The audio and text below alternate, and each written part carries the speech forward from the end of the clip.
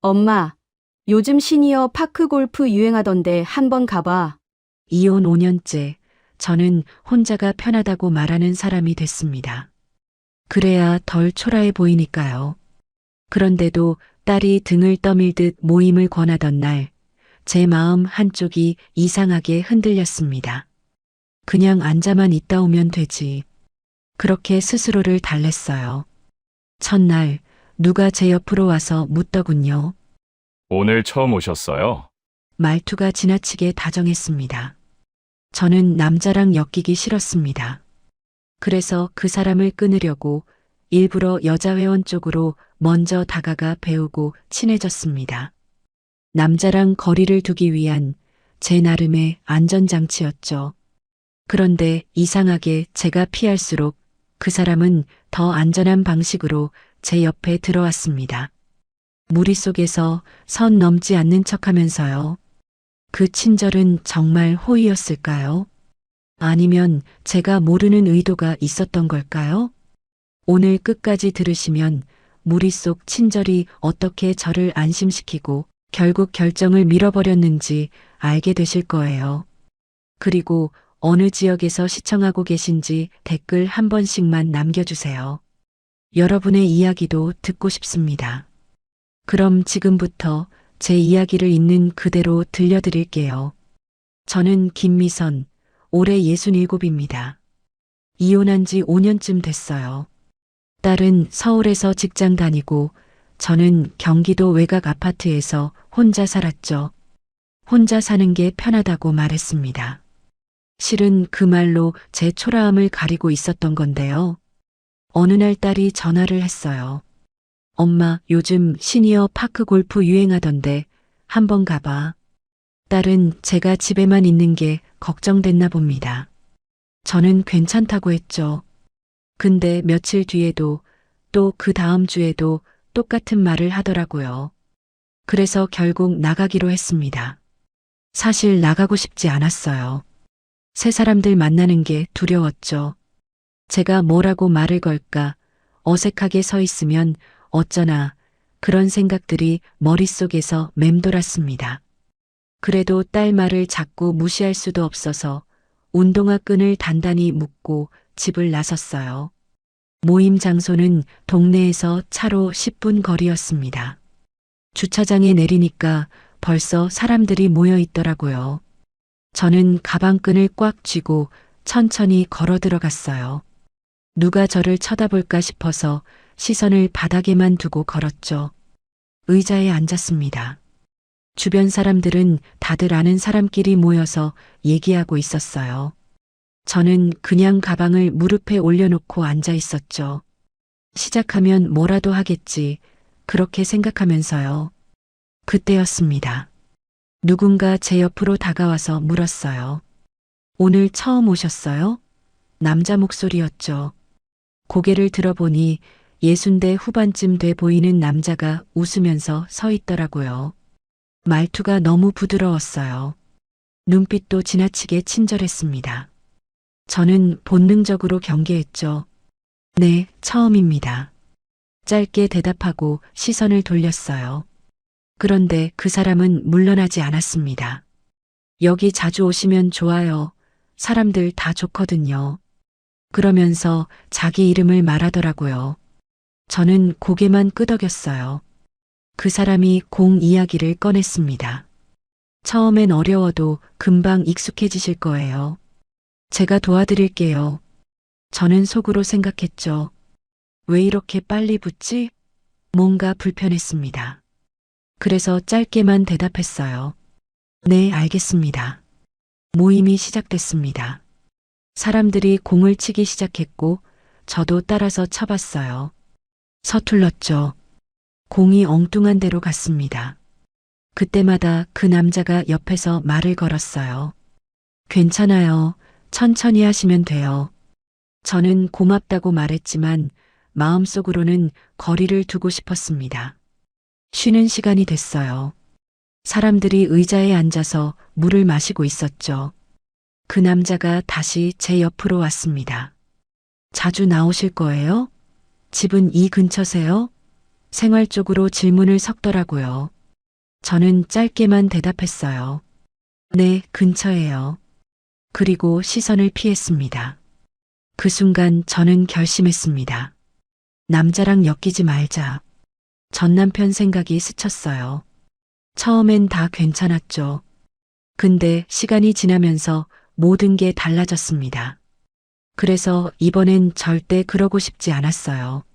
저는 방향을 틀었습니다. 일부러 여자 회원에게 먼저 다가갔어요.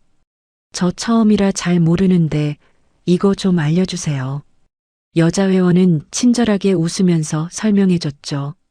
저는 그 사람 옆에 붙었습니다. 여자들 무리 안으로 들어가면 안전하다고 생각했어요.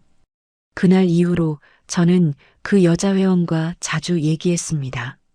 모임 끝나고도 같이 커피를 마셨어요. 그 사람 이름은 정숙 씨였죠. 나이도 저랑 비슷했고 말도 잘 통했습니다.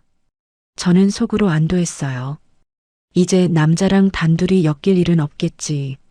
근데 이상한 일이 생겼습니다. 그 친절한 남자가 여전히 제 주변에 있었어요. 단둘이 접근하지는 않았죠. 대신 여자들 무리 안으로 자연스럽게 들어왔습니다. 여기선 이렇게 치면 좋아요. 지금 공 좋았어요. 그런 말만 하면서 분위기를 만들더라고요.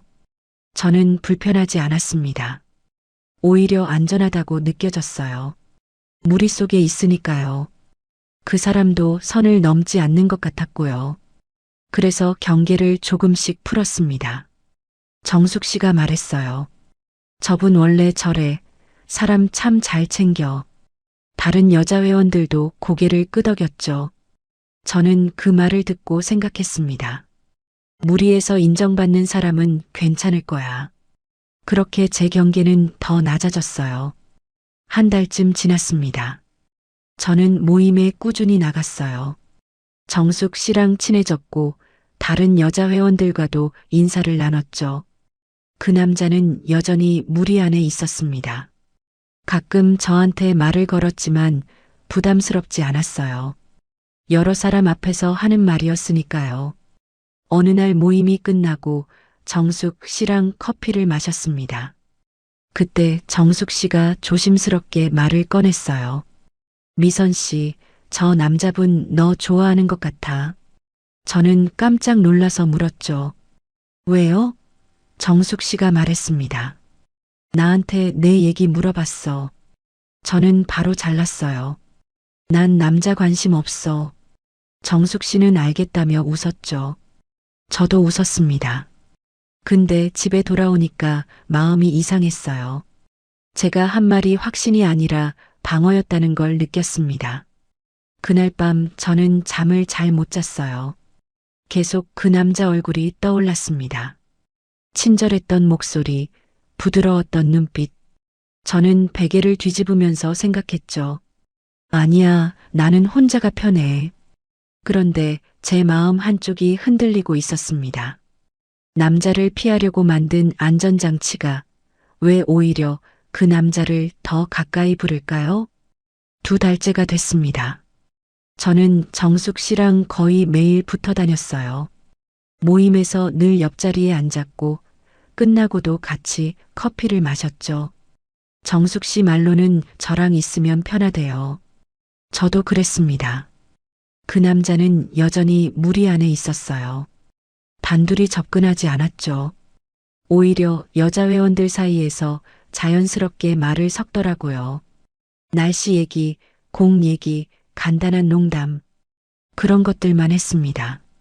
그래서 더 안전해 보였어요. 정숙 씨가 말했습니다. 저 사람 정말 괜찮아. 전에도 여자들 챙겨주기만 하고 오버하지 않았어. 다른 여자 회원도 고개를 끄덕이더라고요. 저는 그 말을 듣고 마음이 조금 놓였어요. 무리에서 인정받는 사람이면 괜찮겠지. 어느 날 모임이 끝나고 정숙 씨가 먼저 갔습니다. 약속이 있대요. 저는 혼자 커피를 마시려고 근처 카페로 갔죠. 그때 그 남자가 뒤에서 불렀어요. 미선 씨, 혼자 가세요? 저는 고개를 돌렸습니다. 그 사람이 물었어요. 저도 커피 마시려고 하는데 같이 가도 될까요? 저는 잠깐 망설였죠. 근데 거절할 이유가 없었습니다. 그래서 네 라고 대답했어요. 카페에 앉았습니다. 그 사람은 제 맞은편에 앉았어요. 처음엔 공 얘기만 했죠. 오늘 치신 거 괜찮았어요. 저는 고맙다고 했습니다. 그리고 커피를 마셨어요. 잠깐 침묵이 흘렀습니다. 그 사람이 조심스럽게 말을 꺼냈어요. 미선 씨는 혼자 사세요? 저는 고개를 끄덕였죠. 네, 이혼했어요. 그 사람도 고개를 끄덕였습니다. 저도 그래요. 3년 전에 아내랑 헤어졌어요. 저는 더 묻지 않았습니다. 그 사람도 더 말하지 않았어요. 우리는 그냥 커피를 마셨죠. 그리고 각자 집으로 돌아갔습니다. 불편하지 않았어요. 오히려 편했습니다. 그 다음 주부터 그 사람과 자주 마주쳤어요. 모임 끝나고 같이 커피를 마시는 날이 늘었죠. 처음엔 정숙 씨도 같이 있었습니다. 근데 정숙 씨가 바쁜 날엔 우리 둘만 남았어요. 저는 어색하지 않았습니다. 그 사람이 제 얘기를 물었어요. 딸은 잘 있어요? 저는 대답했죠. 네, 서울에서 직장 다녀요. 그 사람은 고개를 끄덕이면서 웃었습니다. 딸 있으면 든든하겠어요. 저는 그렇죠 라고 말했어요. 그 사람도 자기 얘기를 했습니다. 자식은 없대요. 혼자 살면서 가끔 외롭다고 했죠. 저는 그 말을 듣고 공감했어요. 저도 외롭거든요. 그래서 고개를 끄덕였습니다. 3달째가 됐어요. 저는 그 사람 이름을 알게 됐습니다. 이준호. 68살이고 퇴직한 지 5년 됐대요. 혼자 살면서 파크 골프가 유일한 취미래요. 저는 그 얘기를 들으면서 생각했죠. 나랑 비슷하네. 어느 날 정숙 씨가 말했습니다. 미선아, 준호 씨 너 좋아하는 거 맞아. 요즘 너 없으면 아예 안 웃더라. 저는 웃으면서 넘겼어요. 그럴 리 없어. 근데 마음 한쪽이 두근거렸습니다. 집에 돌아와서 거울을 봤어요. 제 얼굴이 조금 밝아진 것 같았습니다. 요즘 웃는 횟수가 늘었거든요. 저는 거울에 비친 제 얼굴을 보면서 생각했죠. 나 지금 뭐 하는 거지? 다음 날 모임에 나갔습니다. 준호 씨가 웃으면서 인사했어요. 오늘 기분 좋아 보이시네요. 저는 웃으면서 대답했죠. 그냥 날씨가 좋아서요. 준호 씨도 웃었습니다. 그날 저녁 딸한테 전화가 왔어요. 엄마, 요즘 목소리 밝아졌어. 뭐 좋은 일 있어? 저는 아무것도 아니라고 했습니다. 그냥 운동하니까 좋아. 딸은 그래, 라고 말하고 끊었어요. 사실 저는 준호 씨한테 마음이 갔습니다. 인정하고 싶지 않았지만 사실이었어요. 그 사람 목소리가 좋았고 웃는 모습이 좋았죠. 저를 대하는 태도도 편했습니다.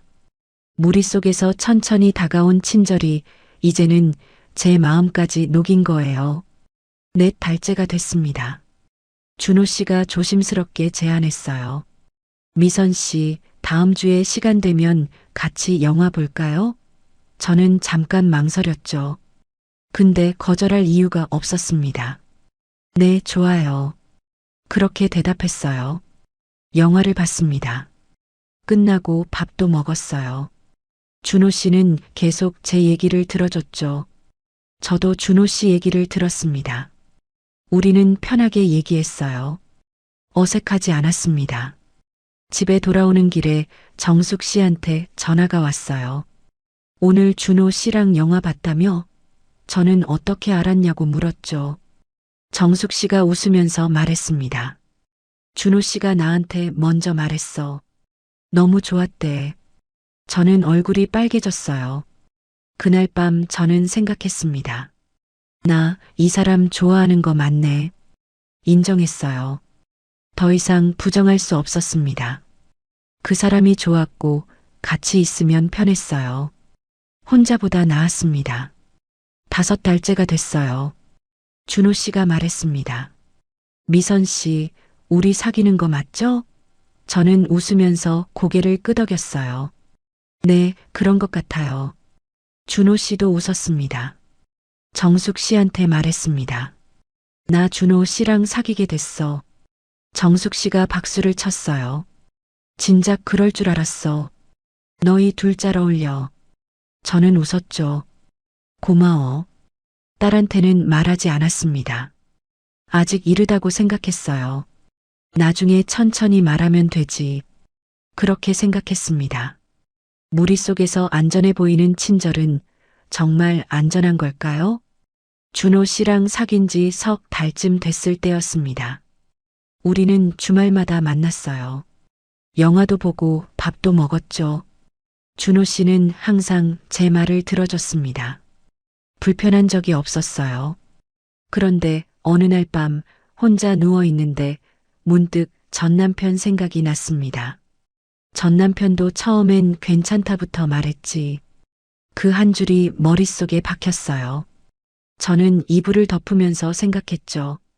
이번엔 다를 거야. 근데 확신이 서지 않았습니다. 새벽에 잠이 깼어요.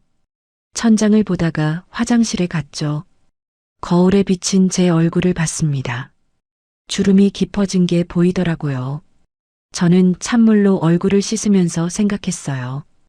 이제 67인데 또 시작해도 되나? 아침에 딸한테 전화가 왔습니다. 엄마, 주말에 집 갈게요. 저는 알겠다고 했어요. 딸 목소리가 평소보다 진지했죠. 뭔가 할 말이 있는 것 같았습니다. 다음 날 준호 씨를 만났어요. 커피를 마시다가 준호 씨가 조용히 말을 꺼냈습니다.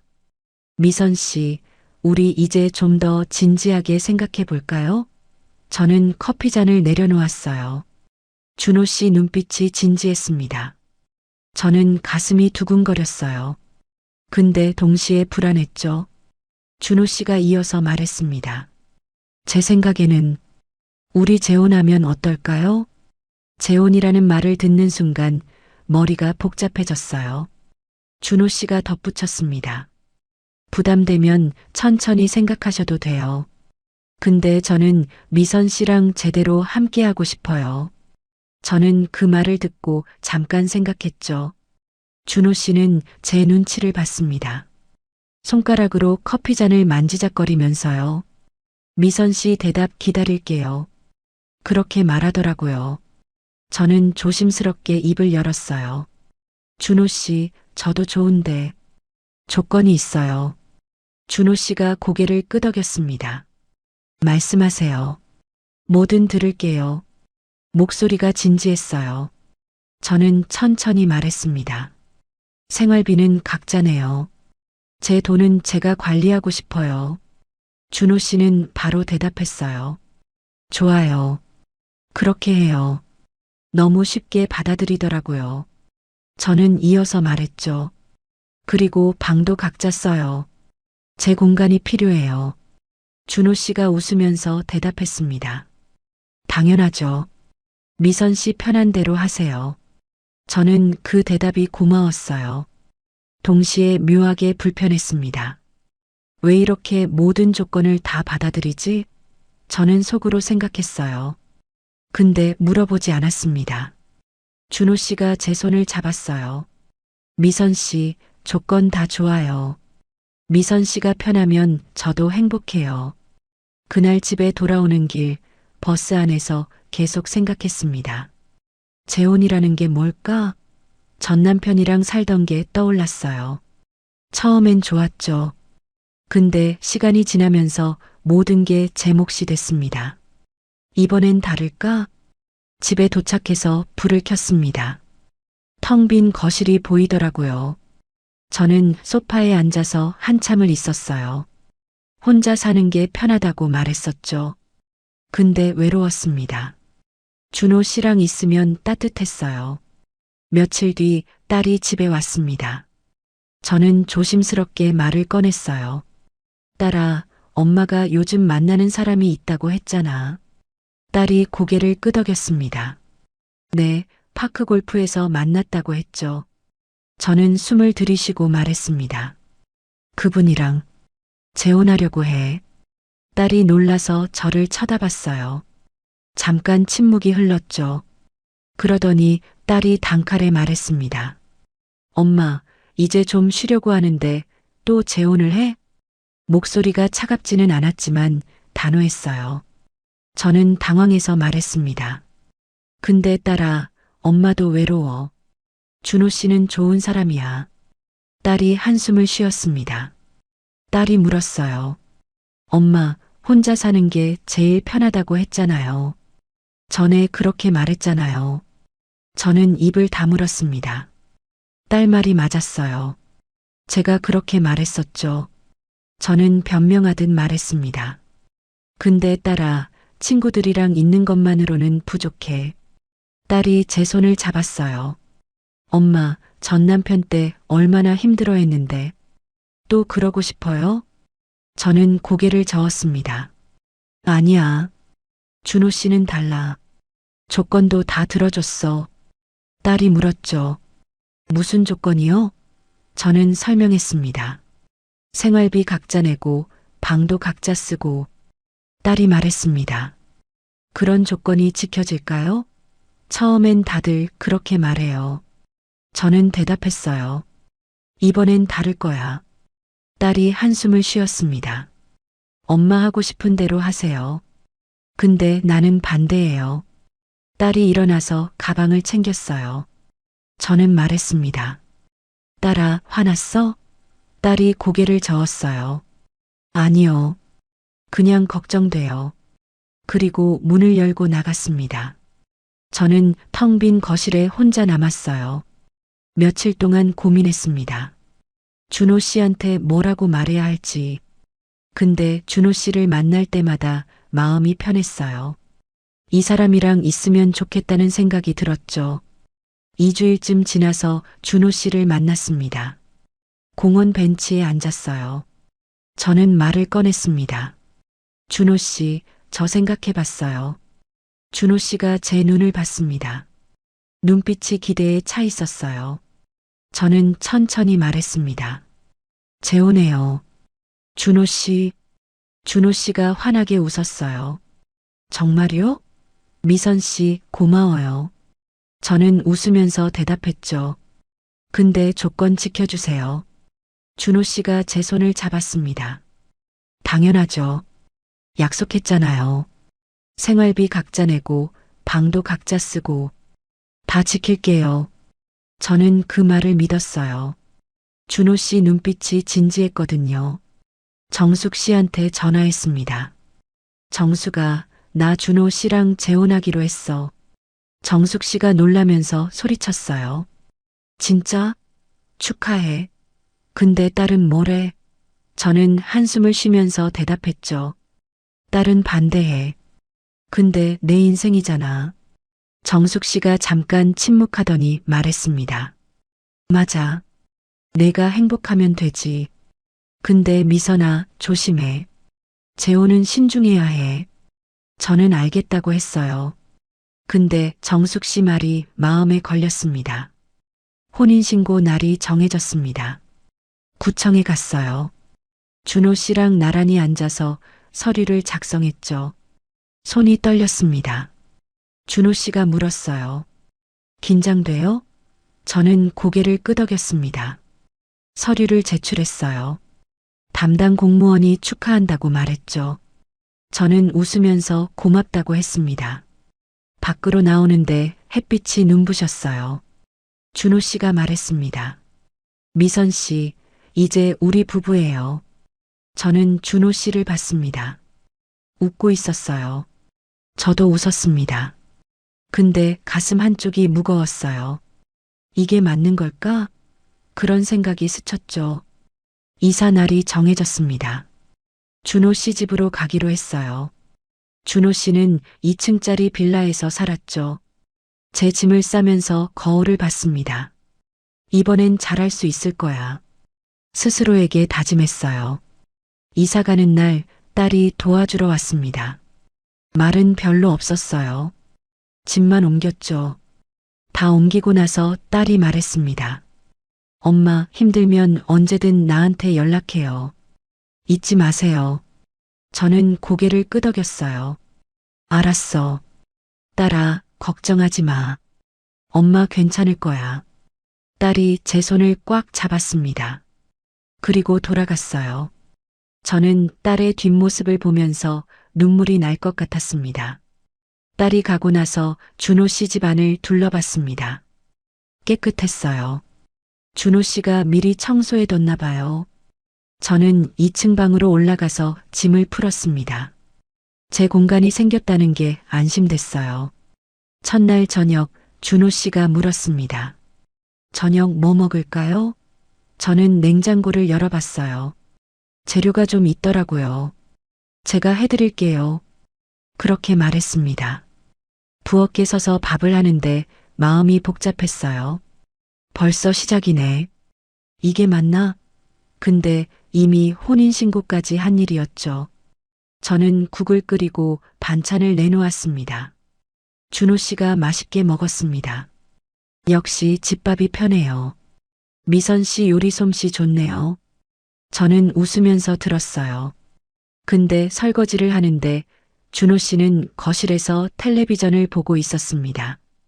저는 혼자 설거지를 했어요. 밤에 제 방에 누웠습니다. 천장을 보면서 생각했죠. 이번엔 다를 거야. 준호 씨는 좋은 사람이야. 조건도 다 들어줬잖아. 스스로를 달랬습니다. 근데 가슴 한쪽이 무거웠어요. 조건을 걸었는데도 마음이 편하지 않다면 그건 사람 문제일까요? 내 마음이 이미 넘어간 걸까요? 재혼한 지 한 달쯤 됐을 때였습니다. 준호 씨는 여전히 다정했어요. 아침에 일어나면 잘 잤냐고 물었고 저녁에는 오늘 하루 어땠냐고 물었죠. 저는 괜찮다고 생각했습니다. 딸한테 전화했어요. 딸아, 엄마 잘 지내. 걱정하지 마. 딸이 물었습니다. 정말요? 준호 씨는 어때요? 조건 잘 지켜요? 저는 대답했죠. 응, 잘해줘. 착한 사람이야. 딸은 그래, 라고만 말했어요. 목소리가 여전히 시원찮았습니다. 어느 날부터 변화가 느껴졌습니다. 싸움이 아니었어요. 습관처럼 조용히 왔죠. 저는 아침마다 밥을 차렸습니다.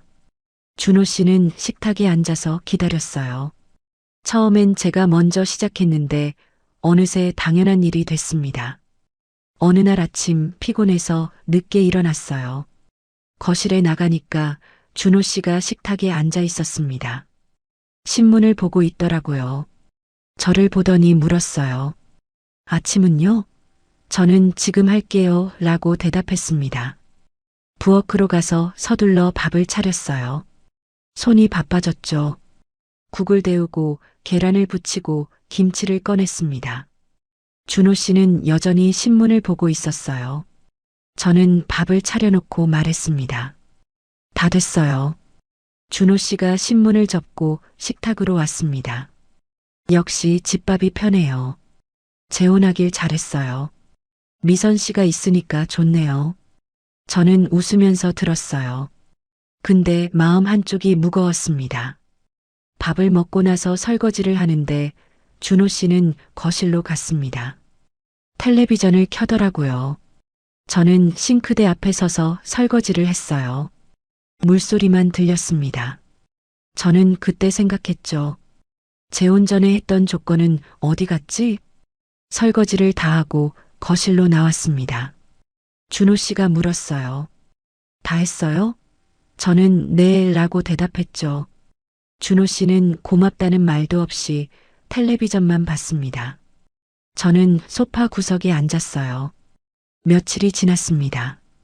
어느 날 설거지를 하다가 너무 피곤해서 멈췄어요. 소파에 앉아서 쉬고 있었죠. 준호 씨가 부엌을 보더니 물었습니다. 설거지 안 해요? 큰 소리는 아니었어요. 그냥 물은 거였죠. 저는 대답했습니다. 좀 쉬다가 할게요. 준호 씨가 말했어요. 나중에 하면 더 귀찮은데. 지금 하는 게 낫지 않아요? 물에 부르면 더 안 떨어져요. 저는 그 말을 듣고 일어났습니다. 다시 부엌으로 갔어요. 설거지를 하면서 생각했습니다. 왜 내가 해야 하지? 재혼 전에 각자 한다고 하지 않았나?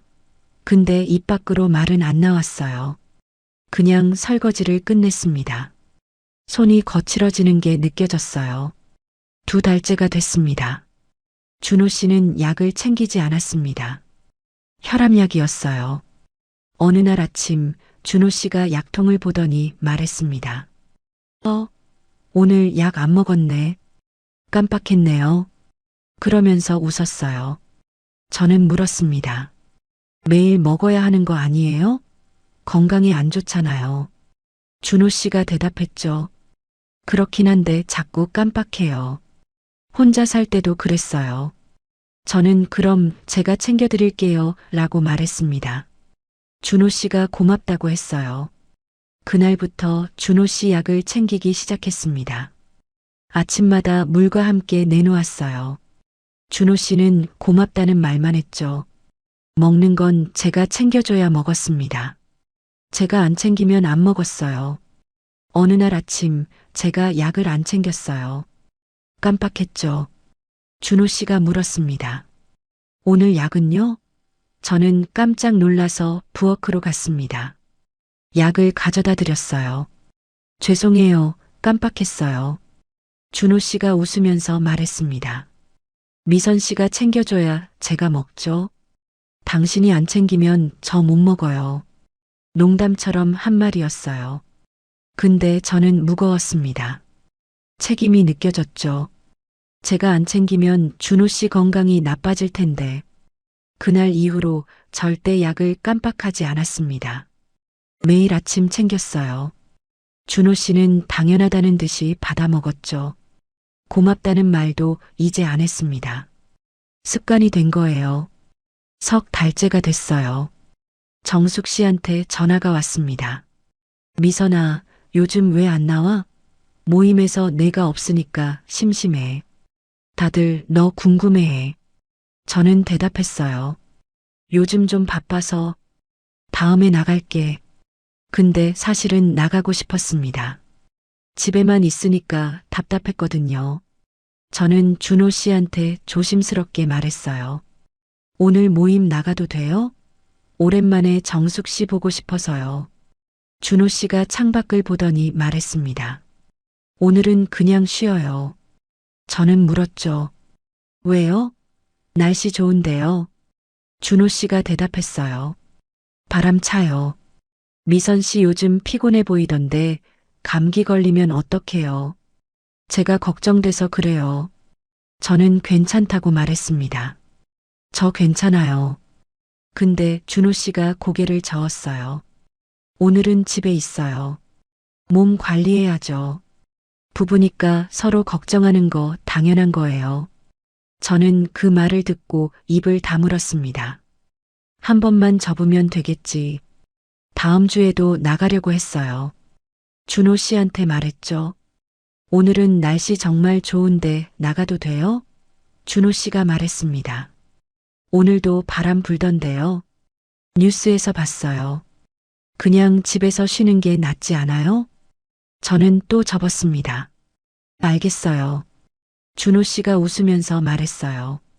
미선 씨 건강이 제일 중요하죠. 우리 부부잖아요. 집에서 편하게 쉬어요. 저는 고개를 끄덕였습니다. 근데 가슴이 답답했어요. 그 다음 주에도 똑같았습니다. 준호 씨가 말렸어요. 오늘은 미세먼지 나쁘대요. 내일 나가요. 근데 내일도 똑같았죠. 핑계는 달랐지만 결과는 같았습니다. 저는 집에 있었어요. 정숙 씨한테 다시 전화가 왔습니다. 미선아, 너 요즘 왜 그래? 혹시 무슨 일 있어? 목소리가 걱정스러웠어요. 저는 아무것도 아니라고 했습니다. 그냥 몸이 좀 안 좋아서. 준호 씨가 쉬래요. 정숙 씨가 말했습니다. 그래도 가끔은 나와. 나 너 보고 싶어. 같이 커피라도 마시자. 오래 못 봐서 그리워. 저는 알겠다고 했어요. 곧 나갈게. 근데 입으로만 한 말이었습니다. 4달째가 됐습니다. 저는 모임을 완전히 끊었어요. 나가려고 하면 준호 씨가 매번 말렸고 저는 따랐죠. 이제는 나가겠다는 말도 안 했습니다. 어차피 안 될 거니까요. 부부가 됐으니 남편 말을 들어야 한다고 생각했어요. 정숙 씨한테 미안했습니다. 근데 전화하기도 부담스러웠어요. 뭐라고 설명해야 할지 몰랐죠. 그냥 연락을 안 했습니다. 정숙 씨도 나중엔 전화를 안 했어요. 어느 날 딸이 집에 왔습니다. 주말이었어요. 현관문을 열고 들어오더니 제 얼굴을 보더라고요. 그러더니 물었습니다. 엄마, 요즘 왜 이래요? 얼굴이 너무 어두워 보여요. 살도 빠진 것 같고. 저는 아무것도 아니라고 했습니다. 그냥 좀 피곤해서. 딸이 거실을 둘러봤어요. 준호 아저씨는 어디 갔어요? 저는 대답했죠. 친구 만나러 나갔어. 딸이 물었습니다. 엄마는 친구 안 만나요? 저는 대답했어요. 요즘 안 만났어. 딸이 소파에 앉으면서 말했습니다. 엄마, 모임은 왜 안 나가요? 전에는 매주 나갔잖아요. 정숙 이모가 걱정하시던데. 이모가 나한테 연락했어요. 저는 대답했어요. 요즘 좀 바빠서. 딸이 물었습니다. 뭐가 바빠요? 집에만 있으면서. 저는 대답하지 못했어요. 사실 바쁜 게 아니었거든요. 그냥 나가지 못했을 뿐이죠. 딸이 조심스럽게 물었습니다. 혹시 준호 아저씨가 나가지 말래요? 저는 고개를 저었어요. 아니야. 준호 씨가 제 건강 걱정해서 말리는 거야. 바람 차면 감기 걸린다고. 부부니까 서로 챙기는 거지. 딸이 한숨을 쉬었습니다. 엄마, 그게 걱정이에요? 아니면 통제예요? 저는 딸을 쳐다봤어요. 딸 눈빛이 진지했습니다. 통제라니. 그건 아니야. 저는 입을 다물었죠. 딸이 제 손을 잡았습니다. 엄마, 제발 정신 차려요. 전 남편 때랑 똑같잖아요. 또 이러실 거예요? 저는 딸 손을 뿌리쳤어요. 아니야. 준호 씨는 달라. 딸은 더 말하지 않았습니다. 그냥 일어나서 나갔어요. 딸이 간 뒤 거울을 봤습니다. 제 얼굴이 낯설었어요. 눈밑이 처지고 입꼬리가 내려갔더라고요. 뺨도 많이 꺼졌어요. 언제부터 이렇게 됐지? 저는 거울 속 제 얼굴을 한참 봤습니다. 눈빛이 흐릿했어요. 5달째가 됐습니다. 저는 하루 종일 집에 있었어요. 아침 밥 차리고 설거지하고 청소하고 점심 준비하고 또 설거지하고 준호 씨 약 챙기고 저녁 준비하고 그게 제 하루였습니다. 준호 씨는 만족스러워했어요. 집이 깨끗하네요. 밥도 맛있고 역시 재혼 잘했어요. 여자가 집에 있으니까 좋아요. 저는 웃으면서 대답했죠. 그렇죠. 근데 웃음이 억지였습니다. 밤에 혼자 제 방에 누워 있으면 눈물이 났습니다. 왜 우는지 몰랐어요. 슬픈 일도 없었고 준호 씨가 때린 것도 아니었죠. 소리 지른 것도 아니었습니다. 근데 가슴이 답답했어요. 숨이 막히는 것 같았습니다. 어느 날 아침 밥을 차리다가 멈췄어요. 국을 끓이는 중이었죠.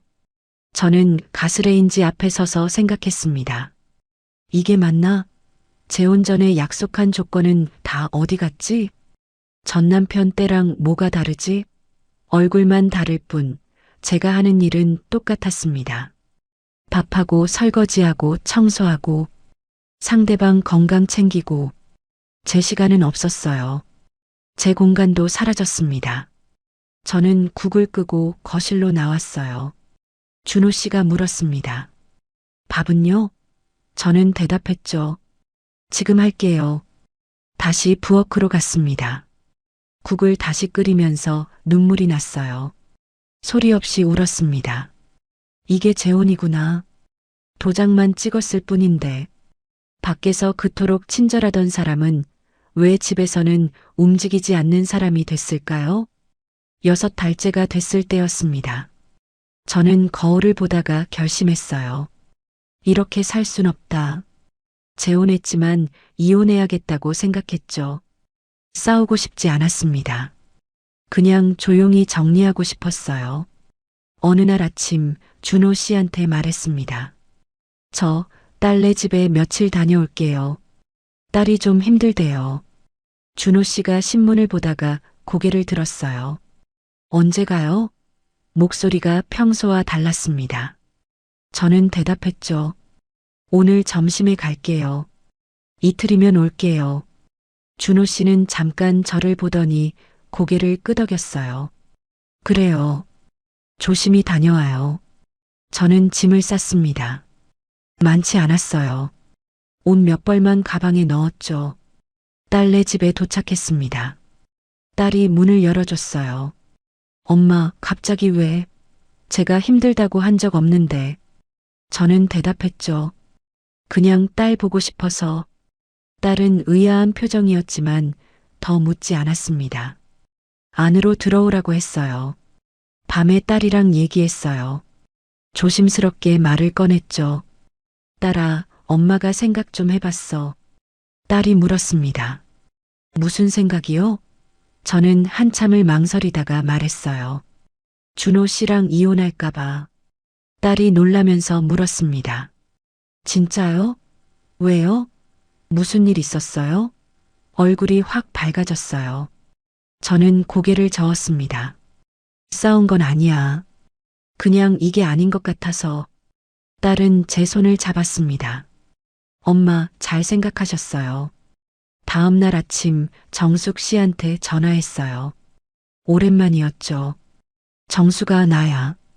정숙 씨 목소리가 반가우면서도 놀란 것 같았습니다. 미선아, 오랜만이다. 진짜 오랜만이야. 어떻게 지내? 저는 대답했어요. 응, 잘 지내. 그런데 정숙 씨가 물었습니다. 미선아, 너 무슨 일 있어? 요즘 왜 연락도 없고 모임도 안 나와? 다들 궁금해하더라. 나도 너무 궁금했어. 저는 말했죠. 미안해. 그냥 좀 바빴어. 재혼하고 정신없었어. 정숙 씨가 말했습니다. 바쁜 건 알겠는데 그래도 가끔은 얼굴 보자. 나 너 보고 싶었어. 목소리에 서운함이 묻어났어요. 저는 알겠다고 했습니다. 곧 볼게. 그런데 정수가 오늘 만날 수 있어? 정숙 씨가 대답했어요. 그럼 어디서 볼까? 우리는 약속을 잡았습니다. 오후 2시에 카페에서 만나기로 했어요. 카페로 가는 길 버스 안에서 계속 생각했습니다. 정숙 씨한테 뭐라고 말하지? 준호 씨 얘기를 해야 하나? 근데 입이 떨어지지 않았어요. 부끄러웠거든요. 재혼한 지 얼마 안 됐는데 벌써 이혼 얘기를 한다는 게. 카페에 도착했습니다. 정숙 씨가 먼저 와 있었어요. 저를 보더니 놀란 표정을 지었죠. 미선아, 너 많이 야위었다. 얼굴도 어두워. 무슨 일 있어? 저는 웃으면서 대답했습니다. 괜찮아. 그냥 좀 피곤해서. 커피를 주문하고 앉았습니다. 정숙 씨가 제 손을 잡았어요. 미선아, 나한테는 솔직하게 말해. 뭔가 있지? 저는 한참을 망설이다가 입을 열었습니다. 정수가 사실은 그때 제 전화가 울렸어요. 준호 씨였습니다. 저는 전화를 받았죠. 여보세요? 준호 씨 목소리가 들렸습니다. 미선 씨, 어디예요? 딸네 집 아니에요? 저는 대답했습니다. 아니요. 친구 만나러 나왔어요. 준호 씨가 물었어요. 누구요? 저는 정숙 씨라고 말했죠. 준호 씨가 말했습니다. 왜 말 안 하고 나왔어요? 걱정했잖아요. 저는 죄송하다고 말했습니다. 깜빡했어요. 준호 씨가 한숨을 쉬었어요. 다음부터는 말하고 나가요. 부부니까. 그리고 전화를 끊었습니다. 저는 전화기를 내려놓고 정숙 씨를 봤어요. 정숙 씨 표정이 굳어 있었습니다. 미선아, 방금 그게 뭐야? 부부라고? 저는 대답하지 못했어요. 정숙 씨가 이어서 말했습니다. 너 지금 통제당하고 있는 거 아니야? 저는 고개를 저었습니다. 아니야. 그냥 걱정해서 그래. 정숙 씨가 말했어요. 미선아, 그게 걱정이야? 아니면 감시야? 너 어디 가는지 일일이 보고해야 해? 저는 말했습니다. 부부니까 서로 알아야지. 정숙 씨가 한숨을 쉬었어요. 미선아, 이거 이상한 거야. 나도 결혼했었지만 이렇게까지는 안 했어. 저는 입을 다물었습니다. 정숙 씨가 조심스럽게 물었습니다. 미선아, 혹시 그래서 모임 못 나온 거야? 준호 씨가 말려서? 저는 대답하지 못했어요. 정숙 씨가 계속 물었죠. 미선아, 솔직하게 말해봐. 저는 한참을 망설이다가 고개를 끄덕였습니다. 응. 나가려고 하면 준호 씨가 말렸어. 바람 차다고, 피곤해 보인다고. 정숙 씨 얼굴이 굳었어요. 그래서 한 번도 못 나온 거야? 저는 네 라고 말했습니다. 정숙 씨가 물었어요. 그럼 준호 씨는 친구 만나러 잘 나가? 저는 고개를 끄덕였죠. 응. 자주 나가. 정숙 씨가 말했습니다. 미선아, 그거 이중자 때야. 저는 알고 있었습니다. 근데 인정하고 싶지 않았어요. 정숙 씨가 이어서 말했습니다. 그리고 미선아, 나한테 준호 씨가 연락했었어. 저는 놀라서 물었어요. 언제? 정숙 씨가 말했습니다. 한두 달 전쯤 내가 몸이 안 좋아서 자기가 쉬게 했다고. 자기가 잘 챙기고 있으니까 걱정하지 말래. 저는 말문이 막혔어요. 준호 씨가 그렇게 말했다고요? 정숙 씨가 고개를 끄덕였습니다. 응. 나 그때 안심했어. 내가 정말 아픈 줄 알았거든.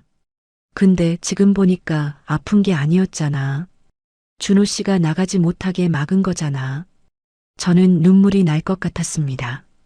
정숙 씨가 제 손을 꽉 잡았어요. 미선아, 그리고 더 이상한 게 있어.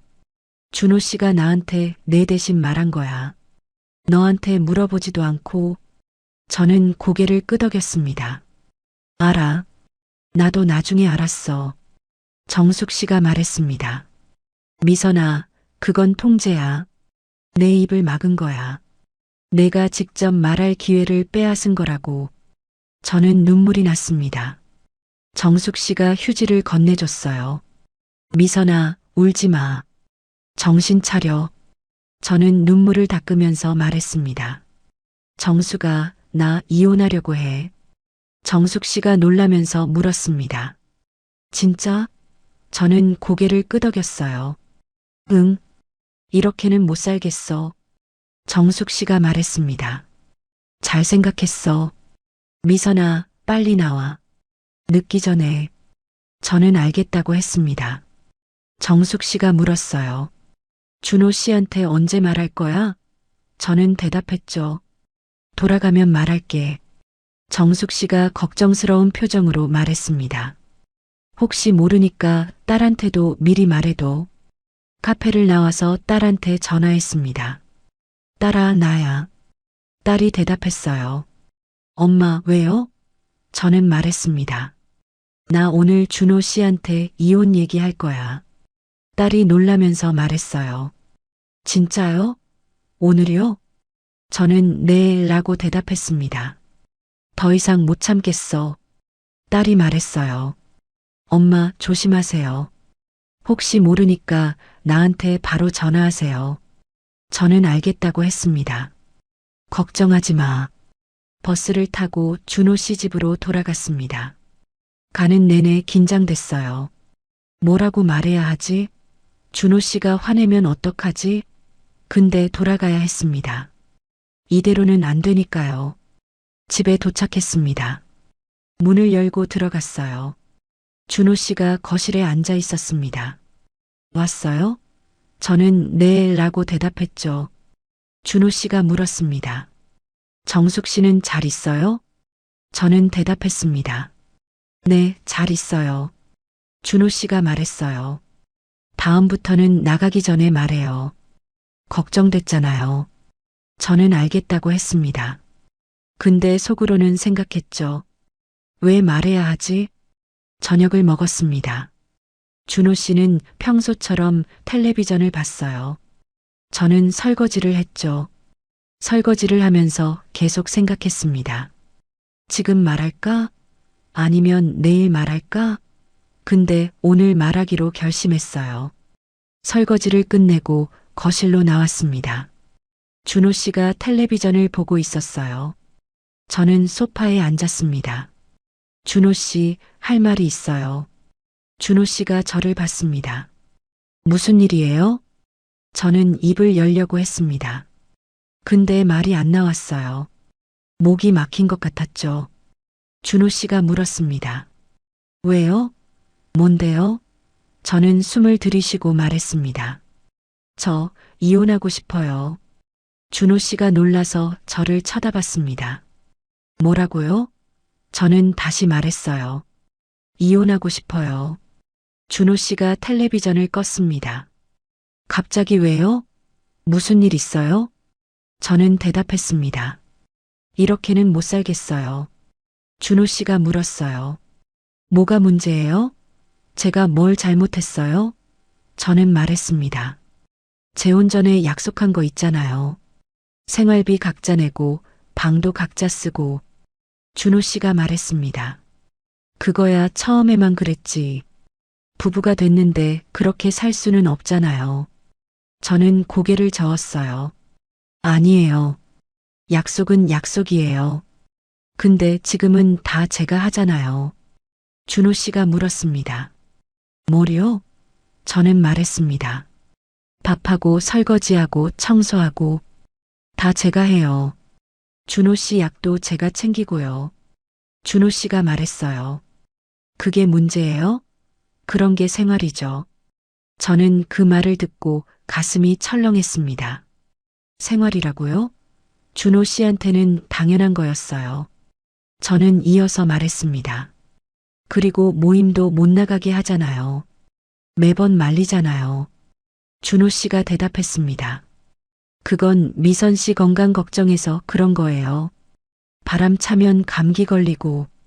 저는 고개를 저었어요. 아니에요. 그건 통제예요. 저를 집에만 있게 하는 거예요. 준호 씨가 한숨을 쉬었습니다. 통제라니. 저는 미선 씨 생각해서 그런 건데. 저는 말했습니다. 그리고 정숙 씨한테 제 대신 말한 것도요. 저한테 물어보지도 않고. 준호 씨가 말했습니다. 그것도 미선 씨 편하라고 그런 거예요. 자꾸 물어보면 부담되잖아요. 저는 소리를 높였습니다. 그건 제가 할 말이에요. 준호 씨가 할 말이 아니에요. 준호 씨 표정이 굳었습니다. 미선 씨, 너무 예민하게 받아들이는 거 아니에요? 저는 고개를 저었어요. 아니에요. 제 입이 막혀 있었어요. 제가 말할 기회가 없었어요. 준호 씨가 말했습니다. 미선 씨, 진정해요. 우리 얘기 좀 합시다. 저는 말했어요. 얘기할 거 없어요. 저 이미 결심했어요. 준호 씨가 물었습니다. 정말 이혼할 거예요? 저는 고개를 끄덕였습니다. 네. 준호 씨는 한참을 저를 보더니 말했어요. 알겠어요. 미선 씨가 그렇게 원한다면. 저는 놀랐습니다. 생각보다 쉽게 받아들이더라고요. 그날 밤 제 방에서 잤습니다. 잠이 안 왔어요. 천장을 보면서 생각했습니다. 내가 잘한 걸까? 근데 후회는 안 됐습니다. 이게 맞다고 느꼈어요. 이제 선택은 둘 중 하나예요. 다시 들어가서 맞추는 삶 아니면 여기서 끊는 삶. 다음 날 아침 일어났습니다. 준호 씨는 벌써 일어나 있었어요. 거실에서 신문을 보고 있더라고요. 저는 인사를 하지 않았습니다. 바로 제 방으로 가서 짐을 쌌어요. 옷을 개서 가방에 넣었습니다. 화장품도 챙겼죠. 많지 않았어요. 제가 가져온 게 별로 없었거든요. 준호 씨 집에 제 흔적은 얼마 안 됐습니다. 짐을 다 싸고 거실로 나왔습니다. 준호 씨가 저를 봤어요. 정말 가요? 저는 고개를 끄덕였습니다. 네. 준호 씨가 말했죠. 미선 씨, 다시 한번 생각해 봐요. 저는 고개를 저었습니다. 이미 생각 다 했어요. 준호 씨가 한숨을 쉬었어요. 후회할 거예요. 혼자 살면 외로울 텐데. 저는 대답했습니다. 외로워도 답답한 것보다 나아요. 준호 씨가 물었습니다. 제가 뭘 그렇게 잘못했어요? 저는 딱 한 문장으로 대답했습니다. 얼굴은 다른데 내가 하는 일은 같았어요. 준호 씨가 물었어요. 그게 무슨 뜻이에요? 저는 말했습니다. 전 남편이랑 똑같다는 뜻이에요. 밥하고 청소하고 상대 챙기고 제 시간은 없었어요. 제 공간도 없었고요.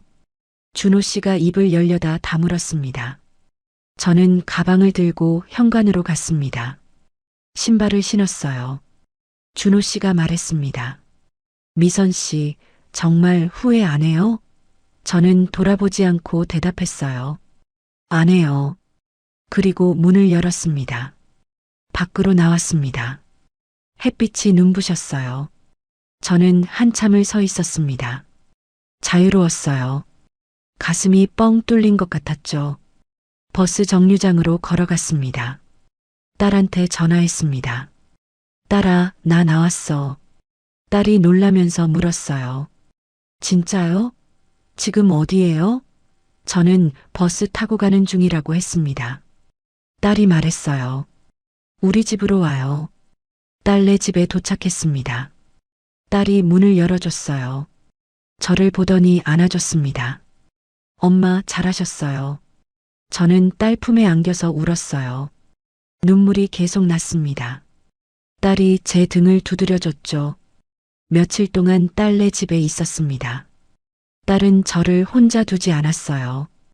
퇴근하면 바로 집으로 왔죠. 주말에는 어딘가 데리고 나갔습니다. 전시회도 보고 영화도 봤어요. 딸이 말했습니다. 엄마, 오늘은 공원 갈래요?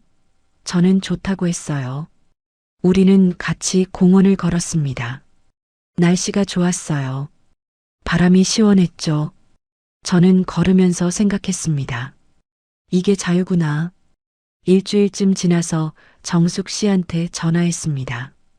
정수가 나 이혼했어. 정숙 씨가 말했어요. 잘했어. 미선아, 고생 많았다. 언제 볼까? 저는 곧 보자고 했습니다. 정숙 씨랑 카페에서 만났습니다. 오랜만에 보는 정숙 씨 얼굴이 반가웠어요. 정숙 씨가 말했습니다. 미선아, 얼굴이 밝아졌다. 저는 웃으면서 대답했어요. 그래, 기분이 좋아서 그런가 봐. 정숙 씨가 물었습니다. 이제 어떻게 할 거야? 저는 말했어요. 일단 제 집으로 돌아갈 거야. 이혼하기 전에 살던 집. 정숙 씨가 고개를 끄덕였습니다. 좋아. 그리고 모임도 다시 나와. 저는 알겠다고 했습니다. 정수가 그동안 미안했어. 연락도 안 하고. 정숙 씨가 제 손을 잡았어요. 괜찮아. 이제 다시 시작하면 되지. 저는 눈물이 날 것 같았습니다. 한 달쯤 지나서 제 집으로 돌아왔습니다. 이혼하기 전에 살던 집이었어요. 문을 열고 들어가니까 먼지가 쌓여 있었습니다. 저는 청소를 시작했어요. 혼자서요. 청소를 하면서 생각했습니다. 이 집에서 다시 시작하는 거야. 혼자서 창문을 활짝 열었어요. 바람이 들어왔습니다. 상쾌했어요. 저는 거실에 앉아서 커피를 마셨습니다. 텅 빈 거실이 외롭지 않았습니다. 오히려 편했어요. 아무도 제게 뭐라고 하지 않았죠. 밥을 언제 차리라고, 설거지를 왜 안 하냐고, 어디 가냐고, 아무도 묻지 않았습니다. 저녁에 혼자 라면을 끓여 먹었습니다. 간단했어요. 설거지도 금방 끝났죠. 텔레비전을 켜고 아무 프로그램이나 봤습니다. 웃음이 났어요. 이게 제 시간이구나. 며칠 뒤 모임에 다시 나갔습니다. 오랜만이었어요. 사람들이 반겼습니다. 언니, 어디 갔었어요? 오랜만이에요. 저는 웃으면서 대답했어요. 잠깐 일이 있었어요. 이제 다시 나올게요. 정숙 씨가 제 옆으로 왔습니다. 미선아, 괜찮아? 저는 고개를 끄덕였어요. 응, 괜찮아. 정숙 씨가 웃으면서 말했습니다. 그래. 이제 우리 다시 열심히 치자. 공을 쳤습니다. 서툴렀어요. 오랜만이라 그런가 봐요. 근데 신경 쓰지 않았습니다. 옆에 누가 있든 없든 상관없었어요. 저는 제 페이스로 쳤습니다. 편했어요. 모임이 끝나고 정숙 씨랑 커피를 마셨습니다. 정숙 씨가 물었어요. 미선아, 준호 씨는 어떻게 됐어? 저는 대답했습니다. 모르겠어. 연락 안 해. 정숙 씨가 말했죠. 잘했어. 저는 정숙 씨한테 말했습니다. 정숙아, 나 이제 알았어. 뭐요? 저는 말했어요. 나 남자 관심 끊으려고 여자들한테 붙었거든. 근데 그게 방심이었어. 정숙 씨가 물었습니다. 무슨 뜻이야? 저는 설명했어요. 무리 속에서 괜찮아 보이면 집에서도 괜찮을 거라 착각했어. 근데 아니더라. 밖이랑 안이 달랐어. 정숙 씨가 고개를 끄덕였습니다. 미선아, 그건 내 잘못이 아니야. 준호가 원래 그런 거야. 사람은 집에 들어가야 진짜 모습이 나오거든. 저는 맞다고 생각했어요. 몇 달이 지났습니다.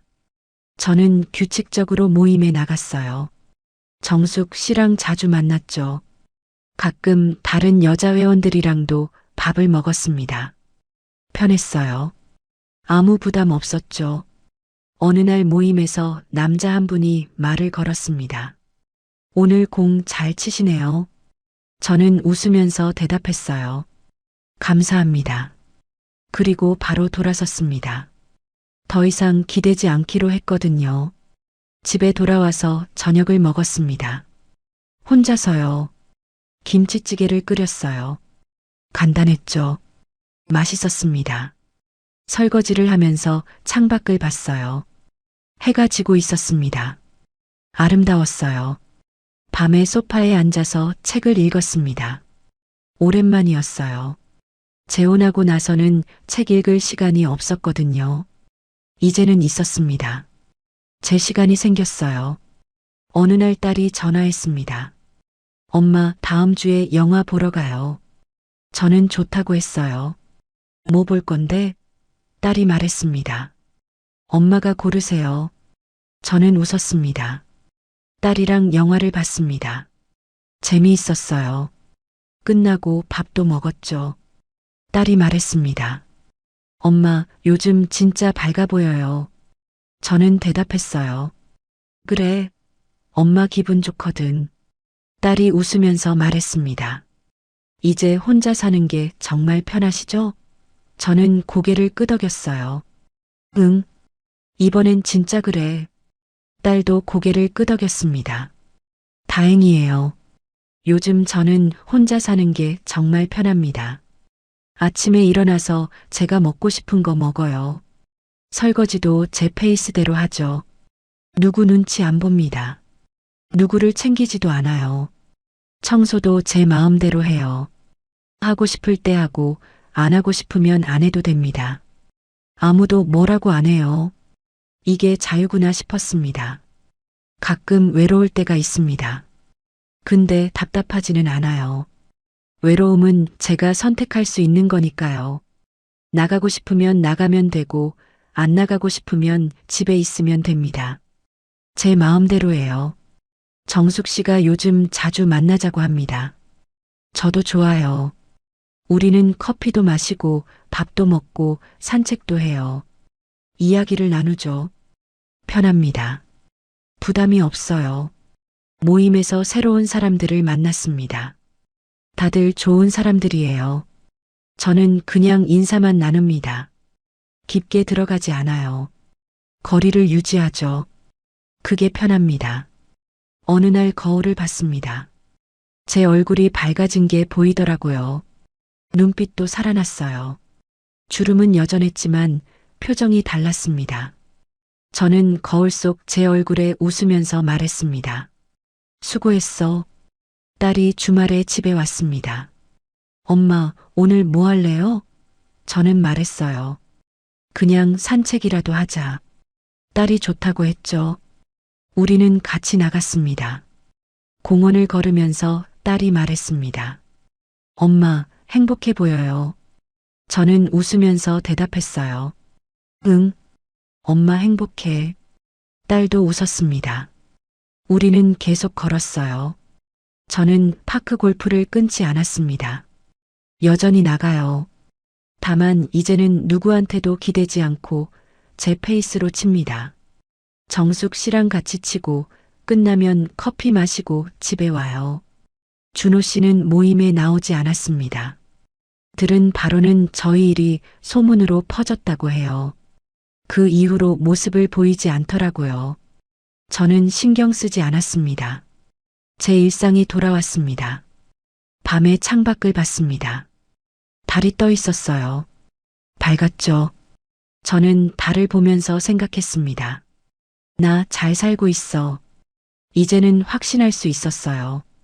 혼자 사는 게 외롭지 않냐고 물으시는 분들 있을 거예요.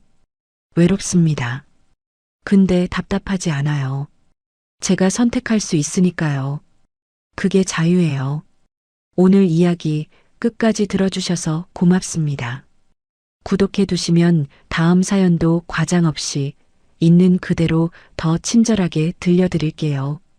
끝까지 보신 분들은 지금 화면 왼쪽 재생 목록부터 눌러서 같은 흐름의 사연들을 이어서 보세요. 그리고 오른쪽 추천 영상은 이 지옥이 시작된 첫 단추가 더 선명하게 나옵니다. 지금 바로 하나만 눌러주시면 그대로 이어집니다.